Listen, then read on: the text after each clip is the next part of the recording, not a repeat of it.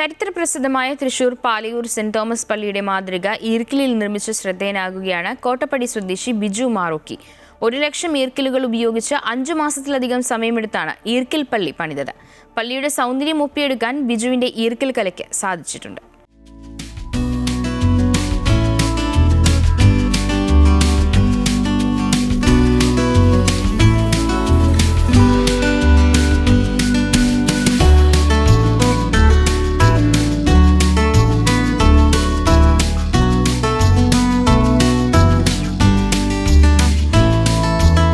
ആരെയും അത്ഭുതപ്പെടുത്തുന്ന തരത്തിൽ സൂക്ഷ്മതയോടെ തീർത്ത ഈർക്കിൽ പള്ളിക്ക് പുറകിൽ ബിജുവിന്റെ കഠിനാധ്വാനമാണ്. 2026 ജനുവരി 20 ആരംഭിച്ച ഈ നിർമ്മാണ പ്രവൃത്തി ജൂൺ മാസം 24 പൂർത്തിയായത്. ഏകദേശം 1 ലക്ഷത്തോളം ഈർക്കിൽ കഷ്ണങ്ങൾ കൊണ്ടാണ് ഈ കലാസൃഷ്ടി പൂർത്തീകരിച്ചത്. ബിജുവിന്റെ ഭാര്യ വീണ ഉൾപ്പെടെ കുടുംബാംഗങ്ങളും സുഹൃത്തുക്കളും നിർമ്മാണ പ്രവർത്തനത്തിൽ ഒപ്പമുണ്ടായിരുന്നു.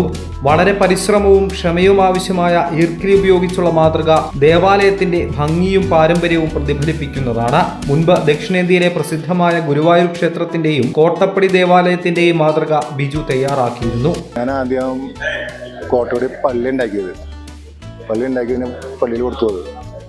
പിറ്റത്തെ കൊല്ലം ഗുരുവായൂർ അമ്പലം. അത് ഞാൻ ക്രിസ്ത്യാനായിട്ട് ഉൾഭാഗം കംപ്ലീറ്റ് ഉണ്ടാക്കിയാണ്. അത് കഴിഞ്ഞിട്ടാണ് പാലൂർ പള്ളി ഉണ്ടാക്കിയത്. 1 ലക്ഷം ഈർക്കിലി കഷ്ണങ്ങളാണ് ഇതുണ്ടാക്കിയത്.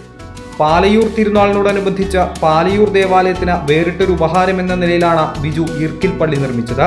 Arch priest reverend doctor Davis Kannampuzha, സഹവികാരി ഫാദർ നിതിൻ താഴത്ത്, ഇടവക ട്രസ്റ്റിമാർ, ഗുരുവായൂർ നഗരസഭാ ചെയർപേഴ്സൺ സുനിത രവീന്ദ്രൻ, തിരുനാൾ കമ്മിറ്റി അംഗങ്ങൾ എന്നിവരുടെ സാന്നിധ്യത്തിലാണ് ഈർക്കിൽ പള്ളി ഏറ്റുവാങ്ങിയത്.